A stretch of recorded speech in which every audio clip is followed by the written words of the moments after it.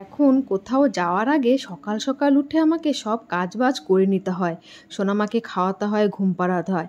তো আজকে আমি সকাল সকাল সব কাজ করে সোনামাকে খাইয়ে ঘুম পাড়িয়ে রেখে আমি এখন যাচ্ছি মধ্যমগ্রাম। মধ্যমগ্রামে যাব জুডিওতে, আর তার সাথে যাব একটুখানি স্টার মলে। দেখো বলতে বলতে আমার ট্রেন কিন্তু পৌঁছে গেছে।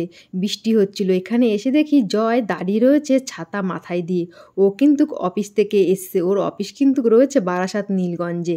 তো বলতে বলতে আমরা হৃদয়পুর পৌঁছে গেছি। এখান থেকে টোটো নিয়ে আমরা চলে যাব প্রথম জুডিওতে। মধ্যমগ্রাম জুডিওতে আমি এই প্রথমবার আসলাম। আগে সবসময় যেতাম ব্যারাকপুরে। ব্যারাকপুরের জুডিওর কালেকশন কিন্তু খুব সুন্দর ছিল। তো ভাবলাম মধ্যমগ্রামের জুডিওটা দেখে আসি কেমন কালেকশন রয়েছে। আমার কিন্তু একটুও ভালো লাগেনি। অনেক ড্রেস আমি দেখলাম আর পরেও কিন্তু দেখলাম যে কোনটা আমাকে ভালো লাগবে। জয় দেখো এখানে আমাকে চয়েস করে দিচ্ছে, এটা একটু পরে দেখো, ওটা পরে দেখো। আমি কিন্তু সবটাই হাতে নিলাম।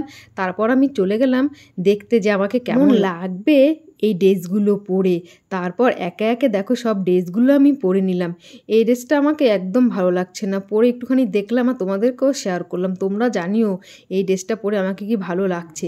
এরকম আরও অনেক ড্রেস পরলাম কিন্তু সেগুলো আর ফটো তুললাম না, একদমই ভালো লাগছিল না। আমি বলবো আমার কাছে কিন্তু ব্যারাকপুরের জুডিওটা সব থেকে বেশি ভালো লেগেছে, আর কালেকশানগুলো কিন্তু খুব সুন্দর ছিল।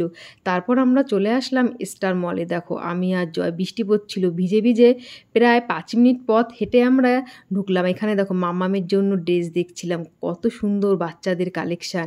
এখান থেকে মাম্মামের জন্য নিলাম, আর নিলাম মাম্মামের ভাইয়ের জন্য।